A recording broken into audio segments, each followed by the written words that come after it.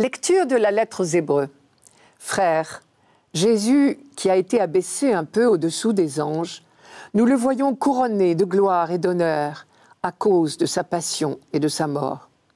Si donc il a fait l'expérience de la mort, c'est par grâce de Dieu au profit de tous. Celui pour qui et par qui tout existe voulait conduire une multitude de fils jusqu'à la gloire. C'est pourquoi il convenait qu'il mène à sa perfection par des souffrances celui qui est à l'origine de leur salut. Car celui qui sanctifie et ceux qui sont sanctifiés doivent tous avoir même origine. Pour cette raison, Jésus n'a pas honte de les appeler ses frères. Ce texte est en quelque sorte un petit résumé du credo chrétien. Il dit 3 choses. Premièrement, Jésus est à la fois homme et Dieu. Deuxièmement, il est le Sauveur, le Messie que nous attendions. Troisièmement, c'est par sa mort sur la croix qu'il apporte le salut à l'humanité. Je commence par le premier point. C'est tout le mystère de l'incarnation. Dieu est tellement proche de l'homme qu'il s'est fait homme lui-même en Jésus. Jésus qui sanctifie et les hommes qui sont sanctifiés sont de la même race. Jésus est à la fois Dieu qui sanctifie et l'homme, de la même race que nous. La même sève coule dans nos veines. L'abîme entre Dieu et l'humanité, alors, est définitivement comblé. Et c'est cela qu'on appelle le salut. Désormais, un enfant des hommes est entré dans la gloire de Dieu. À lui s'applique le fameux psaume 8 qui dit la grandeur de l'homme tel que Dieu l'a conçu. Je vous donne quelques versets du psaume 8. Ô Seigneur, notre Dieu, qu'il est grand ton nom par tout l'univers. Quand je vois les cieux, ouvrage de tes doigts, la lune et les étoiles que tu fixas, qu'est-ce que l'homme pour que tu penses à lui? Le fils d'un homme pour que tu en prennes souci? Tu l'as abaissé un peu au-dessous des anges. Tu le couronnes de gloire et d'honneur. Tu le fais régner sur les œuvres de tes mains. Tu as mis tout sous ses pieds. Le croyant qui a composé ce psaume n'aurait pas su nommer Jésus de Nazareth, évidemment. Il relisait tout simplement le livre de la Genèse et il s'émerveillait de la vocation de l'homme appelé par Dieu à régner sur l'ensemble de la création. Vocation pas encore réalisée, loin s'en faut. Et c'est pourquoi l'humanité attend encore son salut. À l'époque du Christ, puisque l'humanité semblait définitivement incapable de réaliser cette vocation, on avait pris l'habitude d'appliquer ce psaume 8 au Messie. Et c'est ce que fait l'auteur de la lettre aux Hébreux. Et voilà le deuxième point. Pour les chrétiens, Jésus est bien le Messie, le Sauveur que nous attendions.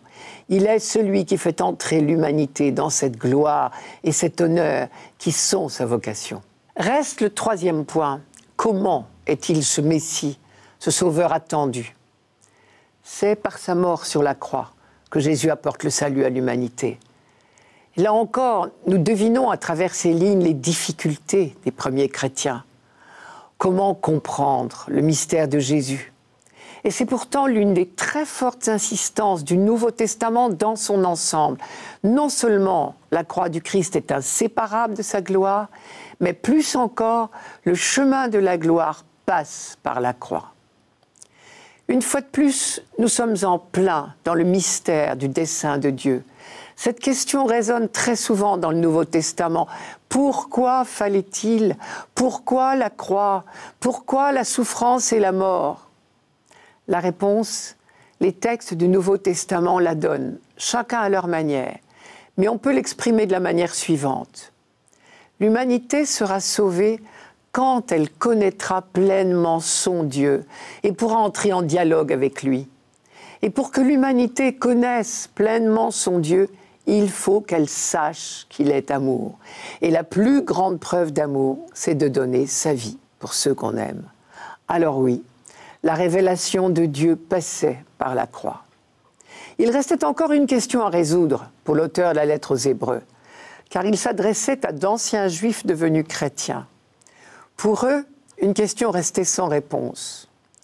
Vous dites que Jésus de Nazareth est le Messie, Mais comment peut-il être le Messie, lui qui n'était pas prêtre? Car au temps du Christ, puisqu'il n'y avait plus de roi, certains attendaient un Messie qui serait un prêtre. Or, une chose est sûre, Jésus était un laïc. Dans ce contexte, l'auteur de la lettre aux Hébreux a un objectif bien précis, démontrer que Jésus est prêtre à sa manière, qu'il l'est même de la seule manière valable. Jésus peut-il être considéré comme grand prêtre? Il n'a jamais été ordonné prêtre, que l'on sache. Il n'a jamais été mené à sa perfection, comme on disait à l'époque. Évidemment, l'expression « mener à la perfection » nous surprend. Le Christ n'était-il donc pas parfait? En réalité, perfection est un terme technique de la consécration du grand prêtre. Il veut dire intronisé comme grand prêtre. Vous dites que Jésus n'a pas été ordonné prêtre? Si, répond l'auteur de la lettre aux Hébreux, c'est sa mort sur la croix qui a été son intronisation comme prêtre. La perfection du Christ, c'est-à-dire son intronisation comme grand prêtre, ce n'est pas la souffrance de la passion et de la croix pour elle-même, c'est son amour universel qui lui fait partager la condition de tout homme jusqu'à la souffrance et la mort. La croix ne sépare pas le Christ des autres hommes, au contraire, elle traduit sa parfaite solidarité avec eux. Nous pouvons bien rendre grâce, nous dit l'auteur.